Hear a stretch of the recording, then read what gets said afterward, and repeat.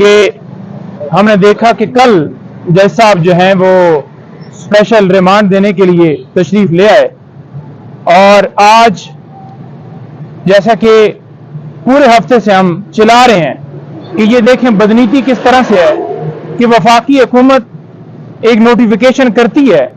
उसके अंदर मेंशन ही नहीं है कि अगर ये जज अवेलेबल नहीं होंगे तो उनके ड्यूटी जज होंगे। पाकिस्तान की हिस्ट्री में, हमने अपनी वकालत की हिस्ट्री में कभी ऐसा नहीं देखा कि एक अदालत मौजूद ना हो तो मुतबादिल के तौर पर कोई ड्यूटी जज अवेलेबल ना हो। तो ये सिर्फ और सिर्फ स्पेशल जो ट्रीट किया जा रहा है इमरान खान साहब के साथ किया जा रहा है, ये हिस्ट्री सिर्फ उनके साथ बनाई जा रही है। इंसाफ का ये कत्ल है कि किसी बंदे को फेयर ट्रायल ना देना, इंसाफ ना देना, जानबूझकर डिले करना, जानबूझकर उनकी जमानत ना सुनना, और खान साहब को एक झूठे मुकदमे के अंदर, जैसे आपको पता है कि गिरफ्तार किया गया और फिर जिस तरह से उनका रिमांड वो लिया गया जो कि पूरी कौम के सामने है, जिसमें कोई कानूनी तरीकाकार फॉलो नहीं किया गया।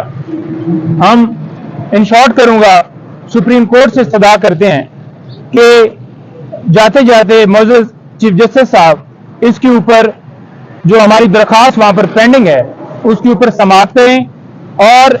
ये जो गिरफ्तारी बेसिकली तोशाखाना केस के अंदर हुई वहां से लेकर उसके बाद साइफर और ये जो सारा मामला है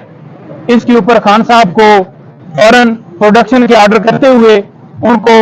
प्रोड्यूस किया जाए सुप्रीम कोर्ट में, और तमाम ऑर्डर्स गैर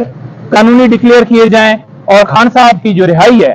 वो यकीनी बनाई जाए, क्योंकि ये तमाम मुकदमात सियासी बुनियादों के ऊपर बनाए गए हैं। तमाम मुकदमात में हर रोज खान साहब की बेल इसी बुनियाद के ऊपर कंफर्म होती हैं कि कोई एविडेंस, कोई शवाहिद नहीं मिले।